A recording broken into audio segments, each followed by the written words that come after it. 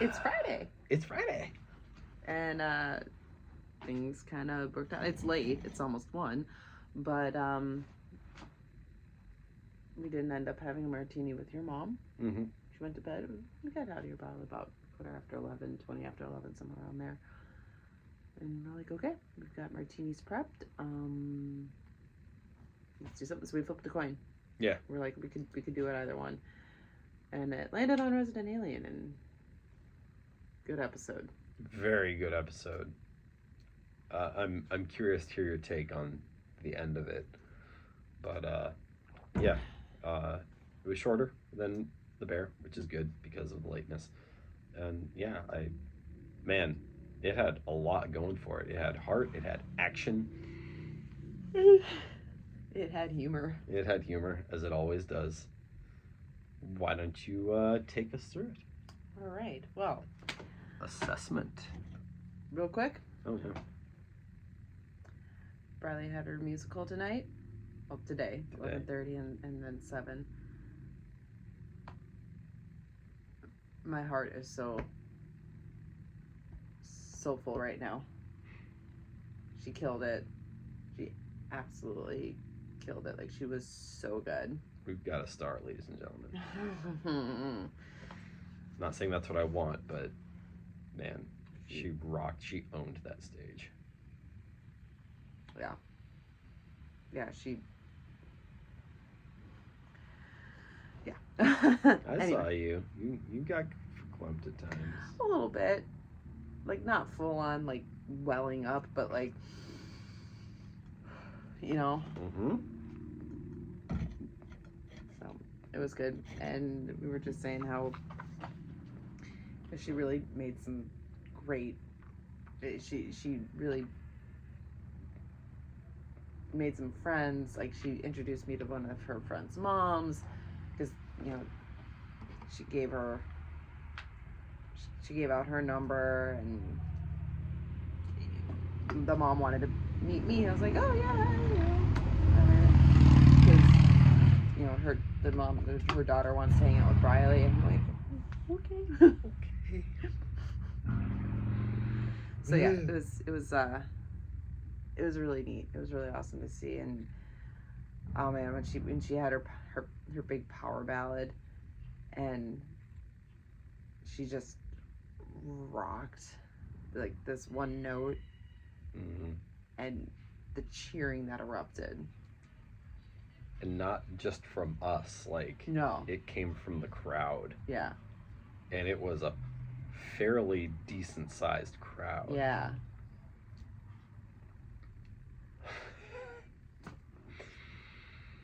Yeah. Wow. So. The thing that I keep hearing from everyone is, where did that voice come from? I mean, yeah. I know you and I both sing, but it was just like purely about Briley. Like, when did that happen? Karaoke machine. Yeah. Yeah. It's done something to her singing, her confidence. Mm-hmm. Yeah. Anyway, so it was good. Yeah. It was good. She's said it's over. Of course. So. There'll be others. Yeah. Anyway. Yes. So yes. Episode 15, Best of Enemies. Then Darcy's drugs and breakup, the alien infiltrating McAllister's crew, Peter the Tracker is caught by Harry. Now, or rather New York 28 years ago. How... I was watching this scene, and you know what I was thinking of? Mm. Like, flashback scenes from Fall of the House of Usher.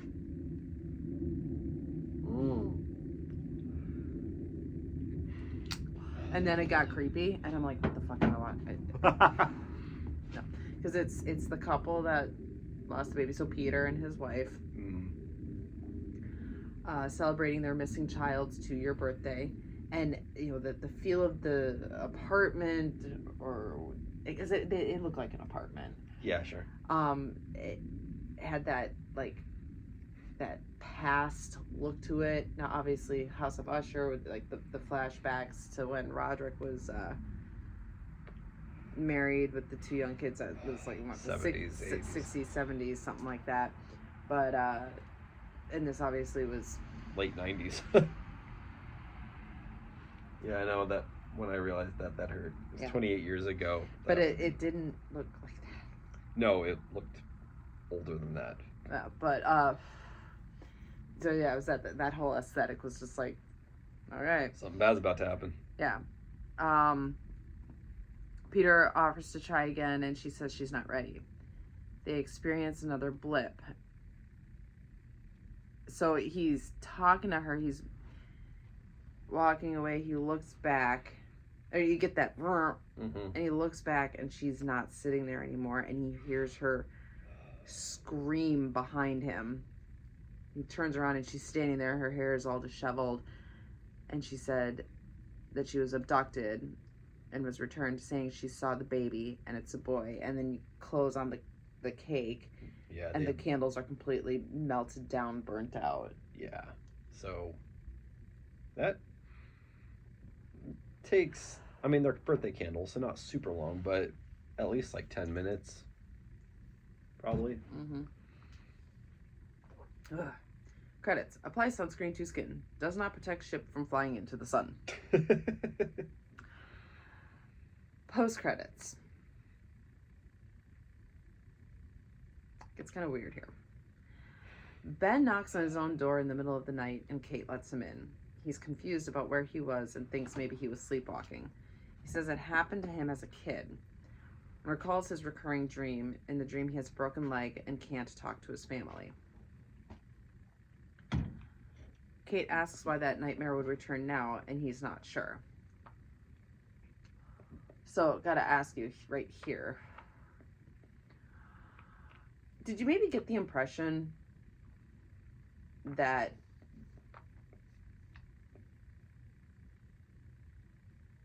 perhaps Ben was experiencing something more than sleepwalking? Yeah. I'm not sure what, though. Well, some kind of alien experience. Yeah.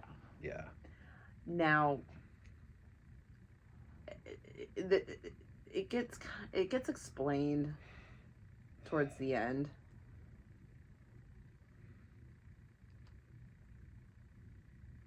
And the timing of, but when he was younger and now kind of it makes sense with what's going on in his personal life, but I don't know. Not fully convinced. I don't know if the show is going to go that deep, but it's something to maybe kind of keep an eye on. Yeah. Is there a reason that Max has the sight? Well, Harry says it's a genetic thing. Yeah. But that just means it can be passed down. But could there be something that causes it to begin with? Don't know. But you would think that Ben would be able to see Harry for what he is. You would think. There could be more going on there. I don't know that we're going to get more of Peter's lineage for spoiler alert or reasons, but... Yeah. I cut to Darcy making breakfast for Dan, and what the hell? Maybe this is how she's detoxing. The house is like her rehab clinic. Oz asks if she's ready to return to work, and Darcy says she's not ready. She's getting a little too cozy at their house. Oz is concerned about it, but Dan seems okay with it. Maybe after... let her make some lasagna. Oz asks Dan to be the aggressor. He promises she'll be out by the end of the day. Cut then to Harry monitoring Peter tied up in his bunker. He's also playing with the taser. Oz arrives and Harry conceals his prisoner. She says the tracker seems to have left town, so now he can come back to work. He resists until his baby monitor gives him up. Your baby has fallen asleep. Your baby is turning. It's like, I don't need that in my life, thank you very much. Your baby seems to be destroying the room. Is what ours would say. Yeah. Your baby has escaped. Your baby is feral. I can't do this anymore. And the thing just self-destructs. Oz goes into the basement and ungags Peter. She asks WTF. Peter tells Oz about the tracker that Harry removed. He then recalls his experience with losing his child and says that recalls, because it's not something he needs to. He's recounting the experience to Oz. Says Sure. Okay. the aliens periodically would take him or his wife to see their son, but now that Harry removed the chip, the aliens have stopped. Peter connects with Oz over parenthood, and Harry is irritated that they're friendly. Oz says Harry and Peter should be working together. Which is what we said last video. Yep. Peter promises to not attack Harry, and Harry relents because he trusts Oz. But also, he knows that she's going to do whatever she wants to do anyway, and because she's a good person, which is irritating. And also the fact that she won't let me kill people. Can relate.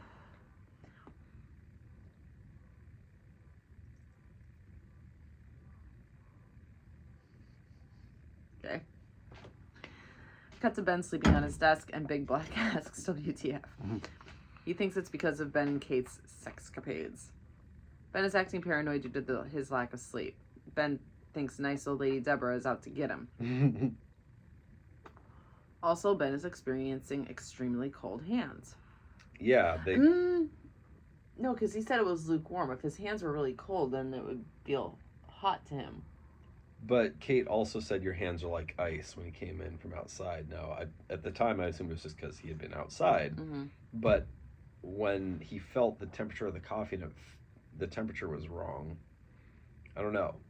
The fact that they made like 2 references to that, there's something... Yeah. Maybe maybe it's just lack of sleep, but also, like, kind of paralleling it to abductions. And, the aliens need cold temperatures, or that helps them. I don't know. There's something there that I feel there's got to be something more to this. Yeah. Back at the cabin, Harry and Peter argue about food, and Peter gives advice about cutting onions. They discuss the Greys and the message from Goliath. Peter is surprised Harry doesn't care about the loss of the alien baby. He says that baby is being held at a secret base in Wyoming. Harry is suddenly interested, but Peter says it's impenetrable. Peter also knows about General McAllister. Harry says maybe they'll let him in if Peter has something they want. They leave, and Harry leaves Oz a note. If we do not return, it is because we are dead. And you will, but don't worry, because you will be dead soon. So enjoy my TV until that happens. He's so polite. And stay sweet. Like a yearbook. Yes. Cut to the cops discussing Torres. Big Black ran a background check on her. I really enjoy their banter. Yeah. Liv is getting concerned about Peter. He hasn't posted lately. Big Black is sure he's fine, but Liv is concerned that an alien kidnapped him. Again, like, everything Liz says is always true. Liv. Isn't that what I said? I thought you said Liz. Oh, yeah, Liv. Back at Osta's, she shows the note to Dan. Also, Darcy is still there. She's playing video games with Dan now. Also, they ordered some gamer fuel through Judy. Also, Judy thought Darcy would be going to stay to Judy's place, but no, so Judy will stay here with them. Oh, goody. Meanwhile, Peter drives up to the secret base with a delivery for General McAllister. Also, like, they're in, well, I guess, Colorado to Wyoming. I guess that's not too far-fetched. I don't know the geography. That homeschooling, huh? Mm-hmm.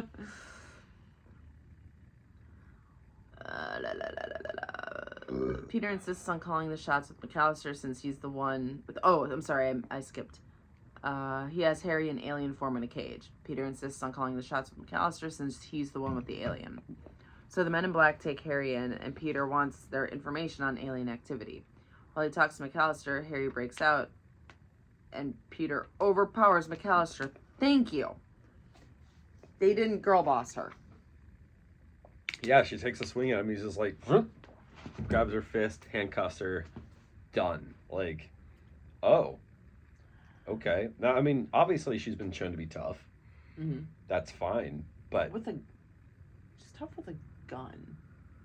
I don't know if we've seen a lot of hand-to-hand. Side note, completely unrelated. Does your martinis taste kind of soapy? It tastes a little different. I didn't get soapy. I think Hannah washed these.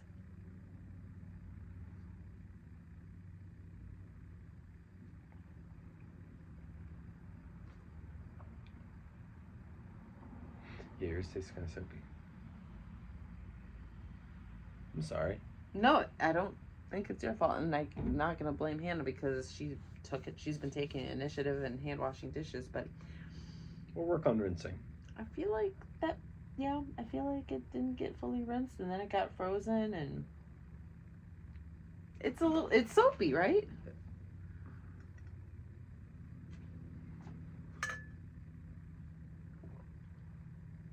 Yeah, nope, it's there too. Maybe it's just me. Maybe my taste buds are off or something. No, I mean there's something. Anyway, sorry for the no. He also insists he would never work with an alien, and then cut to Harry in alien form, looking at the camera. Great. Cut to Kate and Kayla sharing a celebratory drink. Liv arrives asking if they know where John is and sits with them. She's down about Peter, says she feels helpless, and also like they're cheering this temporary restraining order, and you know, and it all feels so, you know. Yeah, but they didn't like harp on it. No, they didn't, but I think that was deliberate on the part of the show. Like, we're seeing Ben going through this like sleep deprivation, sleepwalking thing, and then we cut to his wife and Kayla like celebrating their win over this resort that he wants to bring in, and it's so polarizing. But at the same time, Kate is talking about how she's worried about him. You know, she says she feels helpless too because of Ben sleepwalking. Liv says she remembers Ben going through that when they were young.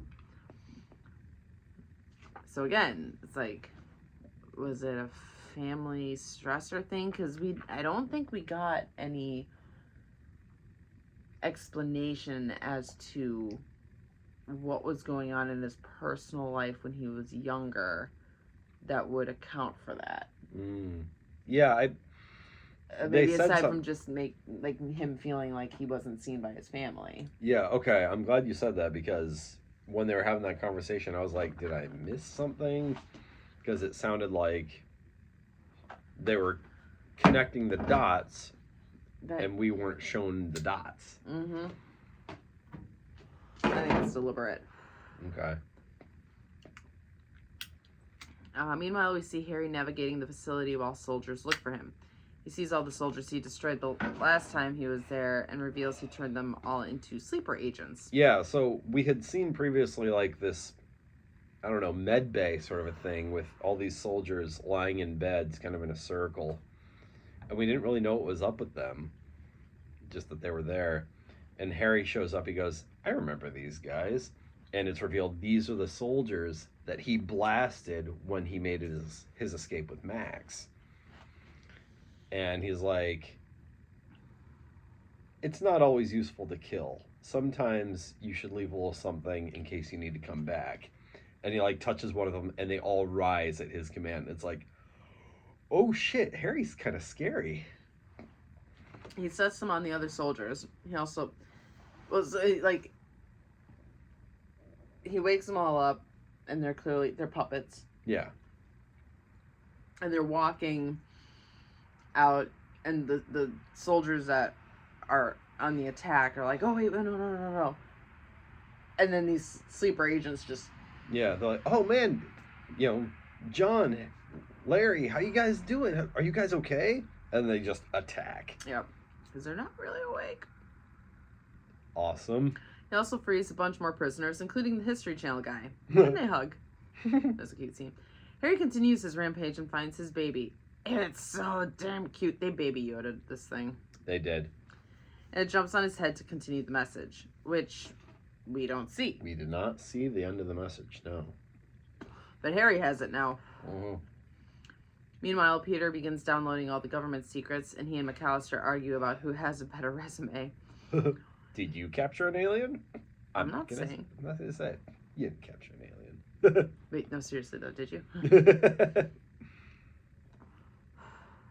Harry finishes receiving the message and tells the baby he no longer needs it. So he puts it down and he goes to walk away, and the baby says, "Daddy," and holy shit. Daddy. And I'm sure that's Alan Tudyk doing the baby too. Me too. Me too. It's always Alan Tudyk. Daddy. Please. Daddy. Destroyer of worlds, melter of hearts. It's Blaze. Like, I mean, how do you think I got roped into reading him a story when I got home? I don't wonder. No, like, he saw me, he's like, kisses? Okay, no. And, like, he like, put the book in my hand, like, we're doing this. No, Mommy, you have no choice. No, you have no free will. This is understood. This is just the truth of the world. But it was, The Very Hungry Caterpillar, which he is very into right now. It's a short book, so it was fine. And that night, he had a stomach ache, and he goes, "Oh." Really? Because when I read it to him, that's what I do. I'm like, and he had a stomach ache. Oh. Oh my gosh. I love it. I didn't know that. Oh, good. Teach him to act like he has a stomach ache. That won't come back. Harry's conflicted about his feelings. Why do I feel weaker? I need to hold you. He vows to protect the baby, and we get a weird fatherhood montage. Fatherhood makes you feel strong. Also, the baby totally has a tail. Meanwhile, Ben is driving and falling asleep behind the wheel. And we see him veer off, and it cuts to the video game central. Oz is getting fed up with the festivities. Judy tries to comfort Darcy about Elliot, and Oz asks Dan what happened to kicking her out. Dan says she was in rough shape after her group meeting. Oz tells Dan to stop enabling Darcy and babying her. Dan says she's right. It's time for Oz to move out. Oh, shit. That's not how that was supposed to go. But I don't like it. Back at the base, the prisoner that recognized the alien infiltrator is revealed to be Peter's son. Which, yeah. I called that. We called that. Did we? I'm pretty sure we did, yeah. Okay. McAllister asks him to uncuff her and she'll help him. He doesn't believe her and he leaves. Back at the cabin, Darcy and Oz chat. They discuss maybe moving in together. Their friendship is actually really cute. Yeah. And I'm always a little worried, like, when they get really close, like, oh, I'm not gonna get a kiss. And then, like, Oz says something about, because they're reminiscing and talking about Darcy's grandparents and how they had the rabbit ear antenna for the TV, and her grandpa would hold the rabbit ears just right so that they could get reception. Yes, and she's like, and I'm like that. I'm fuzzy, but you hold you're my antenna. And Haas is like, I'll always hold your antenna. And you're like, and Haas is like, gross. So it's a beautiful platonic relationship. Yes. Between two women, and I love it. I love it. It seems, not being a woman, it seems very realistic. Like, yeah, women friends can be affectionate in that way. They can cuddle a little bit, and it's not weird. It's like they're basically like sisters. But don't have a scene with two guys in a platonic relationship doing that. Or if you do, make a big joke about it, like Friends did. Credit to Friends. I'm not, I like the show well enough, but whatever. But there was an episode where Joey and Joey and Ross, I can't remember who it was, but they started taking naps together, and it was actually very, very funny. Mm-hmm. It was like they got the best sleep ever, right? Yeah.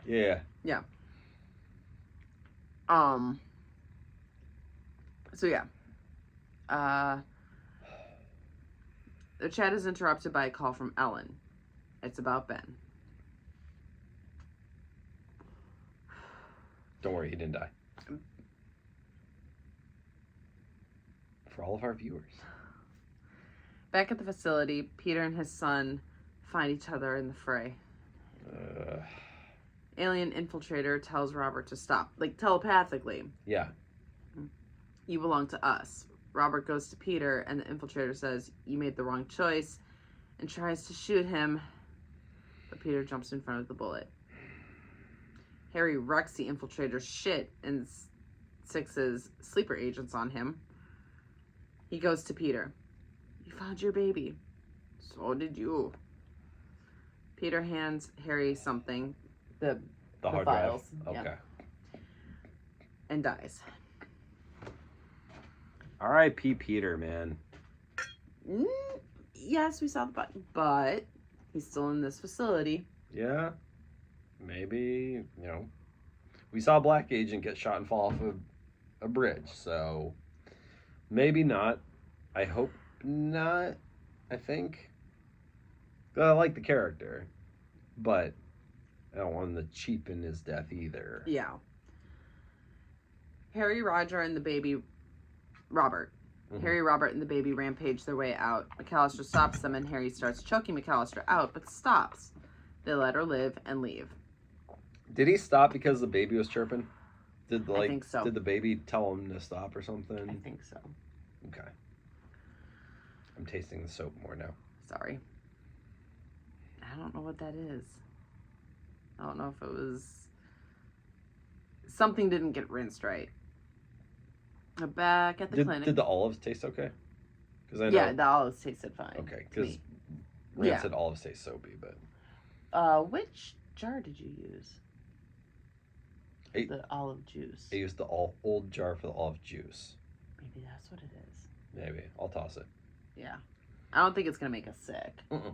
But, yeah, no, that's probably what it is. Probably have, like, microbes now. Nah, alcohol took care of it. Back at the clinic, Ellen tries to cover for Ben's drinking and driving, which he wasn't doing anyway. Yeah. Kate shows up. Ellen. Kate shows up and says they have to fix his sleeping issues. She says she knows what's going on. He feels abandoned by Kate. She says she'll drop the whole resort thing, but he says he doesn't want her to stop being who she is. He says his life flashed before his eyes, and they all took place in patience. He says the town is perfect the way it is, and he doesn't want to change it. He doesn't want it to change. He's just so tired of trying to get everyone to like him. All he cares about is his wife liking him. And so this was a really, really sweet moment because... And it didn't go the way I thought it would as far as, like, whatever big thing was going to be a catalyst for them to be on the same side of this. They were both willing to let go of their sides because in a marriage you're inevitably going to come upon something that you're just not going to see eye to eye on. And God willing, you never get to a point like this where something happens and you have to... Like life or death. Yeah, life or death. But you are going to get to a point where, like, something's got to give.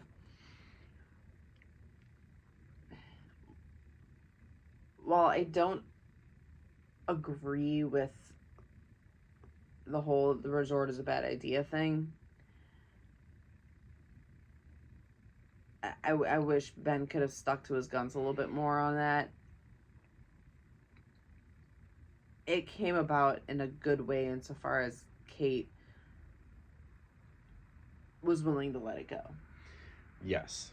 We know TV shows. I think you and I, as much as we said we sided with Ben, I think we both knew the resort wasn't going to happen because it seemed like we knew what the show wanted. We had that conversation. So with the knowledge that the resort wasn't going to happen, we didn't want Ben to lose.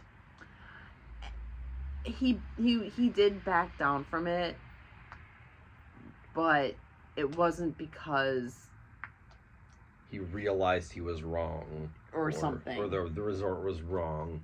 He had a near-death experience and has now wants to hold on to the things that are familiar to him. I think it was a really, really good way to resolve this. Mm-hmm. I'm very happy with it. Yeah. And there's something that happens at the very end, which is just gonna put a bow on top of everything. Cut to Liv tracking Peter on the city's security footage and trying to see who was in the van with him. Now, it's important to note that Peter was the one driving. Mm-hmm. But she can see that somebody was in the van with him. Yeah, so is he... She's probably looking at it from the perspective of he's being forced to drive out. But if she were to really analyze, like, Peter's face and the thing, like, he didn't look in distress. Sure. He looked resolved. Like, whatever he's doing it under his own volition. Have we seen Harry show up on camera? I don't know. Surely there are pictures taken of him. No, maybe he's the one that's... Interesting. How does that work? I don't know. Harry, Robert, and the baby escape. McAllister checks the baby's room, saying, "Thank goodness I still have the alien ball." But she doesn't. The baby swallowed it. And again, very Baby Yoda moment where he hacks up the ball. It's like, they're Baby Yoda-ing this guy. He's so cute. Harry reflects on a father's love. It's more of a devotion, intercut with Peter and Roger and Dan and Oz. And Darcy. Liv sets out with Big Black after an accident was reported. All our characters converge on the clinic to support Ben. Love is like air. Even if you don't see it, you have to know it's there. So, And not knowing that Ben had changed his mind because he had just told Kate while he was in the clinic after this accident. Nobody knows. mm-hmm. They don't care about it right now. No. It was like a huge amount of people like walking to the clinic to see Ben. No matter what disagreements they were having, they care about him. Yeah. And that was what he kept saying to Katie was like, I don't feel like anyone likes me, and I'm done trying to make them try to like me. And she's like, well, everybody likes you. He's like, no, they don't. It doesn't matter to me now. But with this, it shows that, no, the whole town cares deeply for their mayor. And it was kind of beautiful. Yeah. I really liked it, and I appreciated it. Yeah. Good times. Yep. Good times. Good day. Fun had by all. I've got 2 videos to upload to YouTube now. Woohoo! Good luck with that. Yeah, I'll have to do one tonight and another one tomorrow, I think. But yeah. Yeah. Let's see what we do tomorrow. Yeah.